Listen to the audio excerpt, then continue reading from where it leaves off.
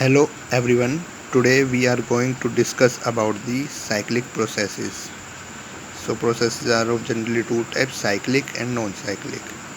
So in this definition of the cyclic process is when a system is taken from an initial, it means its initial, the initial stage or state of system to the other different stages or states and finally come back to the initial state, then this is called a cyclic process.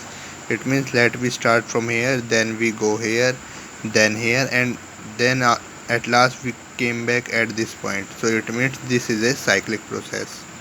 Suppose that this is our system, it's our piston, it's the volume of anything, maybe of gas. So we if we applied some weight here, it means piston will move down slightly. So it will be our P1 and V1, P1 pressure, V1 volume. And when we will remove these weights, this will convert into this. It means P2 V2. Here pressure is less than P1 and its volume V2 is larger than V1. Now if we again put that weight on the piston, then we will again get the same pressure and same volume as in the first system. It means P1 will P will be equal to this P1 and the volume of this system will be equal to V1. So this is our cyclic process. It means first we have put the weight, then we get this, and then we remove the weight, then we get this, and when we again put the weight on the piston, we will again get this. Okay, now let us understand this thing by the graph. On this graph, this axis denotes the pressure P and this axis denotes the pressure of volume V. So this is our A point, it means initial point in which we have the pressure P1 and volume V1. When we have removed the weight, it means expansion have done. So by the through the root E, we reached at the point B.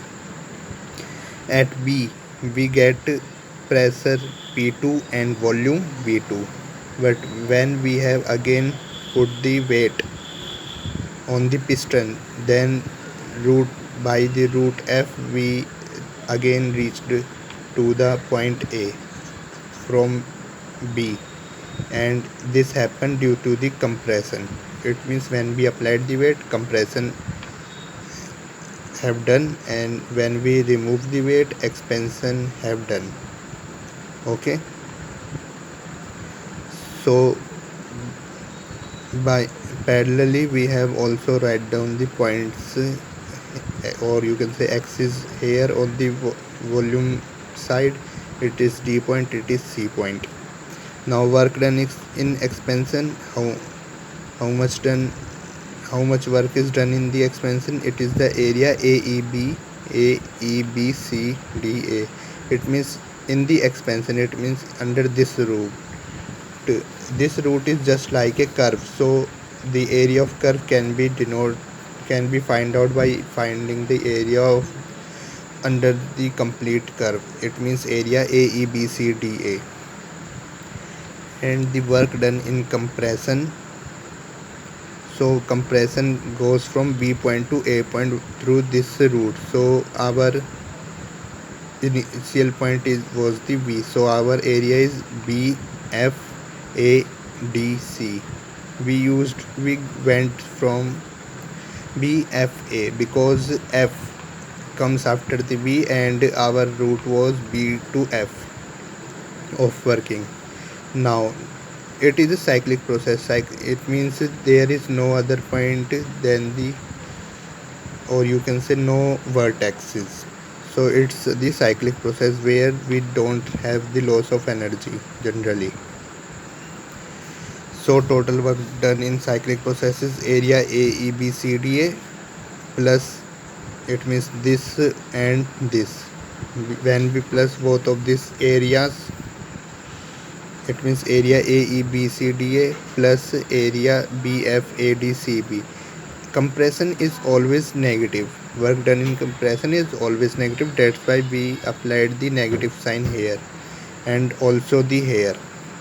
It means area AEBCDA, and by applying Boltzmann's rule minus area BFADCB, we get the work done in cyclic process equal to area AEBFA. Okay, so it means from minusing from this complete curve area to and this complete curve area, we get this area of the curve. So delta, by the first law of thermodynamics, delta Q equal delta U plus delta W. Now the main thing is that because we have again reached to the initial point, it means when we started our journey we reached to a point B, and after that we again come back to the point A. So on come back on again reaching the point A, we did not have any change in our energy. It means no change in internal energy. Then delta U equal to 0, and delta U equal to 0, it means this is 0, so delta Q is automatically equal to delta V. It means this is equal to change in work done. So I hope you have understood this very well. Thank you.